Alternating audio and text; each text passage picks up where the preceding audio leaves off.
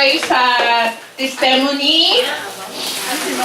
Bibigyan po natin ang bawat isa ng 3 minutes para po ang bawat isa ay makapagsalita at mabigyan din natin yung ibang mga kapatiran po natin na ma-share nila yung kabutihan ng Panginoon sa kanilang buhay. Sabi ko sa 1 Thessalonians 5:18, and everything give thanks, for this is the will of God in Christ Jesus concerning you. So, sino na pong mauna?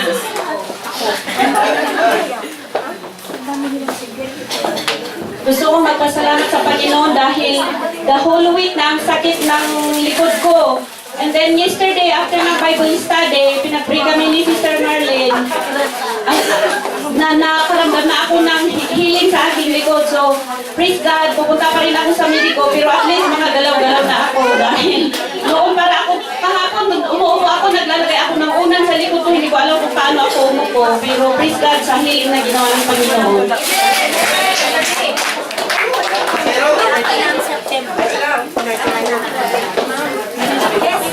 Hallelujah. Gusto ko lang po magpasalamat sa Panginoon sa araw na ito. Ang special day ko na ibinigay sa akin na papili ko kayo na pupuri sa Kanya. Salamat po sa inyong lahat sa pray na pag-pray niyo po sa akin na kasama ko kayo na nalilingkod sa Kanya. Ano lang po, salamat po sa Panginoon.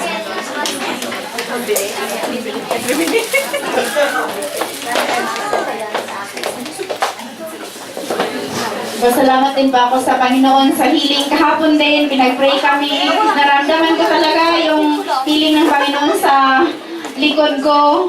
At nagpapasalamat din po ako sa favor na binigay ng Panginoon sa kapatid ko kasi napili yung kapatid ko na contender ng Math Challenge na sponsored ng Metrobank.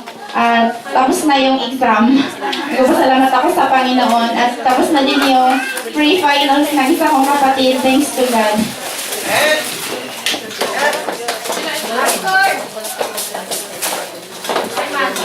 Okay na po?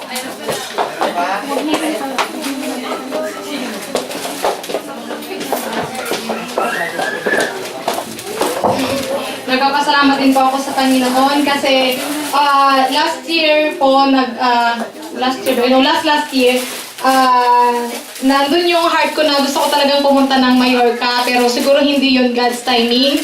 Ngayon, dahil sa napakalaking favor ng Panginoon na binigyan ako ng amo na super bait talaga, na mag-1 year na po ako pero never po siyang nagalit. Lahat ng favor na binibigay ng amo ko sa akin. Ngayon sabi ko, answered prayer agad kasi nung pinag-usapan na sinong gustong pumunta ng Mallorca, nandun talaga yung heart ko. Sabi ko, hindi na ako nagdalawang isip. Sabi ko, makakapunta ako dyan. Kahit hindi pa ako nagpaalam. Tapos nung Lunes, nagpaalam agad ako sa amo ko. Wala siyang tanong-tanong. Sinabi niya, i-arrange natin yung ano mo, sabihin mo lang yung date. Makakapunta ka ng Mallorca. So, salamat sa favor. Salamat sa employer na ibinigay ng Panginoon dahil sobrang bless ako na nagiging channel sila ng blessing sa akin kasi sabi ko, papalitan ko yung day na pagpunta ko ng Mallorca pero sabi niya, kasi alam niya noon na by August sinabi ko na bibigyan niya ako ng time para makapunta ng Mallorca. Yun para minor ka sa August. So ngayon sabi niya, pumunta ka ng Mallorca tapos hindi mo papalitan yung araw mo, sabi niya. So salamat sa kanya.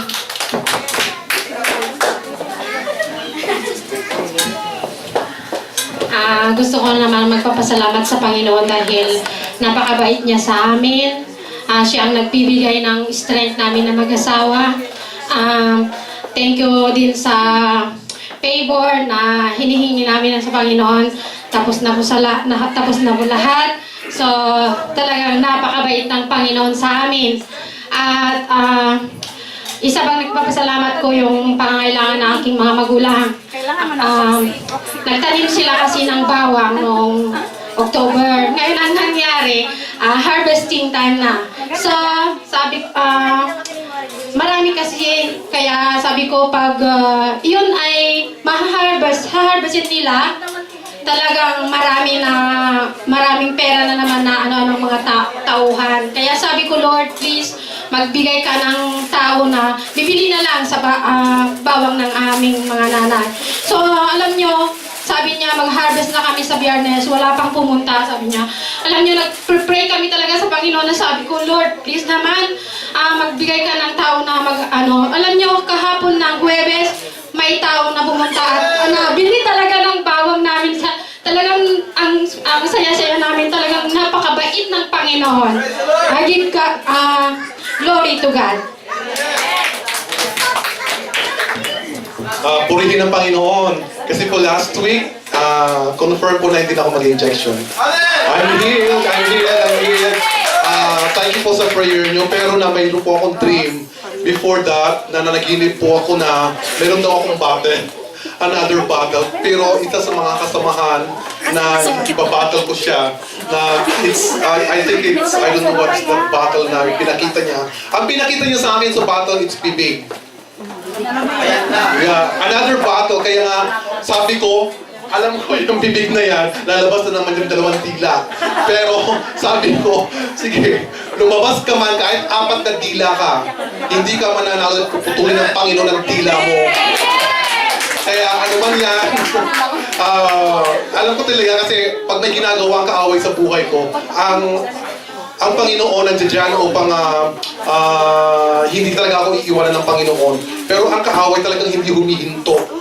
Yang kaaway na yan, alam ko, hindi magwawag yan. Sa pangalan ni Jesus. Amen. Wala na po. Ako na. Maraming salamat sa lahat po ng patotoo ng ating mga kapatiran. Purihin ang Diyos. Tunay nga na ang Diyos natin ay dakila at makapangyarihan.